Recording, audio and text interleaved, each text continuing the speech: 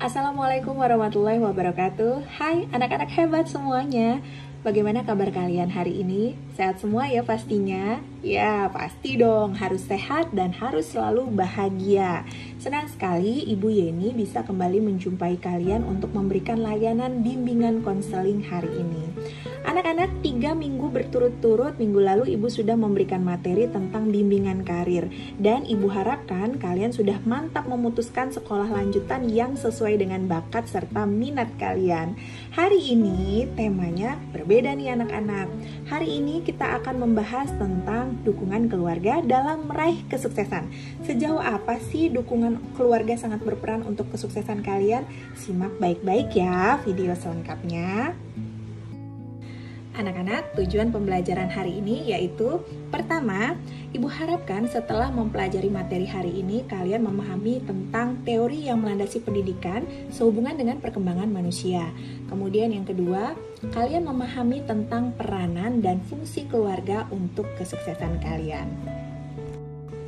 Oke anak-anak, sebelum Ibu membahas tentang dukungan keluarga yang sangat berperan sekali untuk kesuksesan kalian, Ibu akan mengulas nih tentang 3 teori yang melandasi dunia pendidikan. Yang pertama ada teori tabula rasa dari John Locke. Nah, teori ini mengatakan bahwa anak yang baru dilahirkan itu dapat diumpamakan sebagai kertas putih yang belum ditulisi. Jadi, sejak lahir anak itu tidak mempunyai bakat dan pembawaan apa-apa.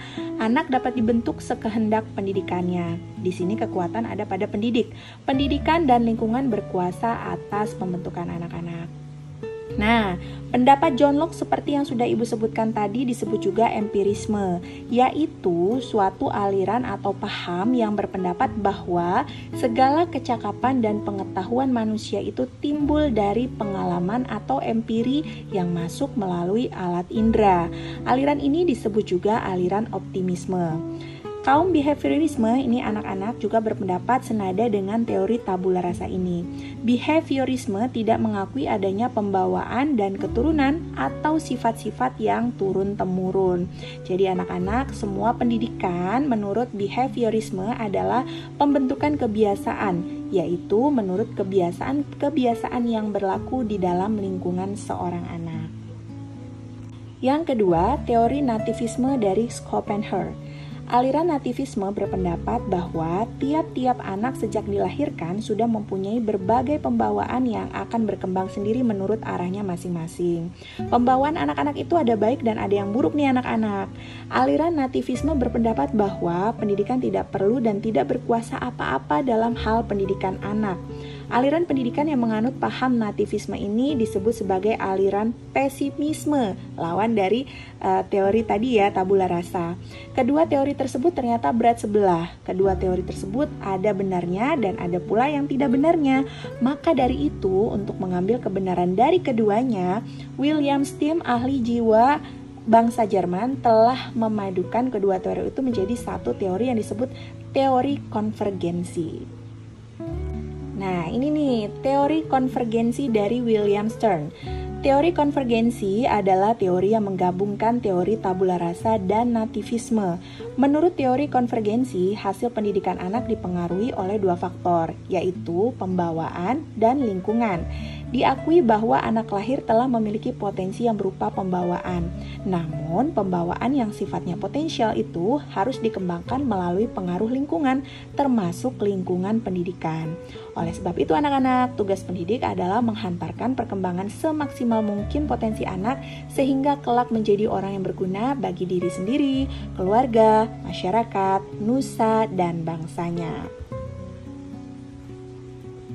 Oke, berdasarkan dari beberapa teori yang sudah Ibu sebutkan tadi, maka seorang individu atau peserta didik dalam tumbuh kembangnya dipengaruhi oleh beberapa faktor.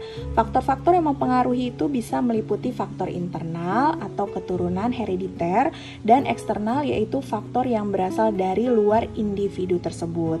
Individu akan berhasil berkembang secara maksimal jika secara herediter atau keturunan baik tumbuh berkembang di lingkungan yang sangat mendukung untuk perkembangan potensi yang dimiliki individu tersebut secara herediter.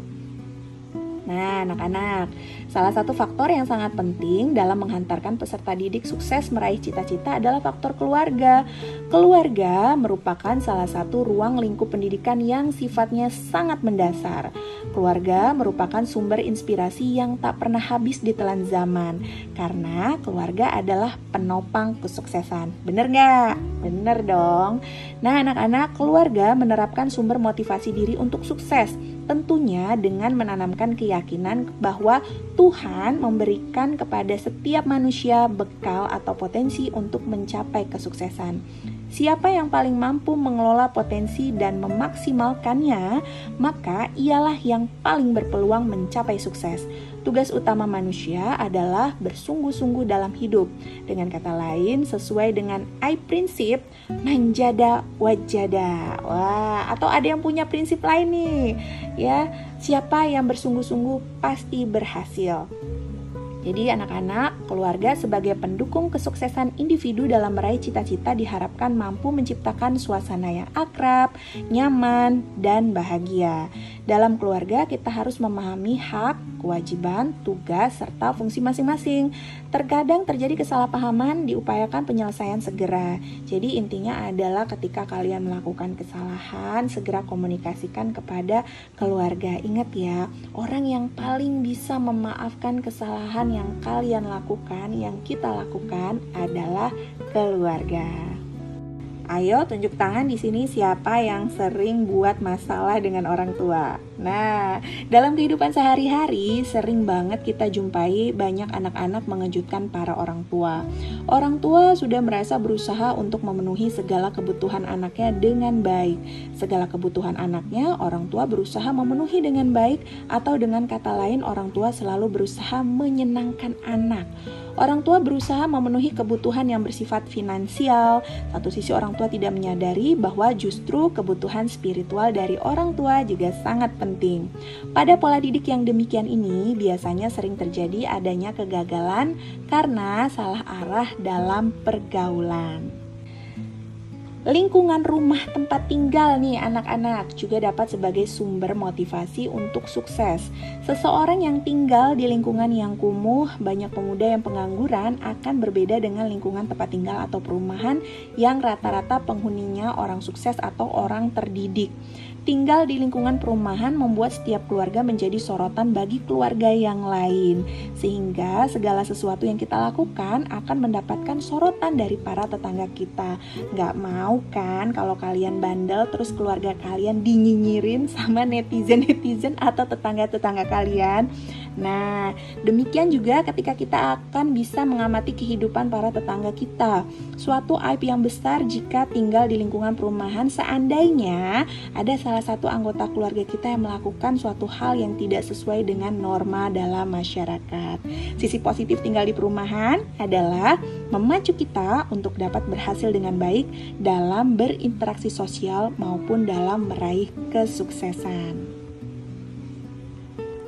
Jadi bisa disimpulkan anak-anak berdasarkan hal tersebut yang sudah Ibu sebutkan tadi, selain keluarga, ternyata lingkungan tempat tinggal kita juga bisa dijadikan sumber inspirasi atau penumbuh semangat bagi kita dalam mencapai kesuksesan.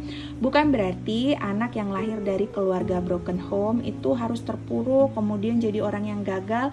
Justru harusnya ketika kalian memiliki masalah di dalam keluarga atau keluarganya sedang ada masalah besar ya, kalian tuh harus punya semangat tinggi bahwa kalian jangan sampai hancur, bahwa kalian jangan sampai rusak. Nah, terus yang kedua nih, kalian harus pinter-pinter dengan siapa kalian bergaul. Cari teman-teman yang benar-benar bisa menginspirasi kalian untuk meraih kesuksesan. Oke, anak-anak hebat semuanya, itulah tadi materi yang sudah Ibu berikan untuk kalian semua.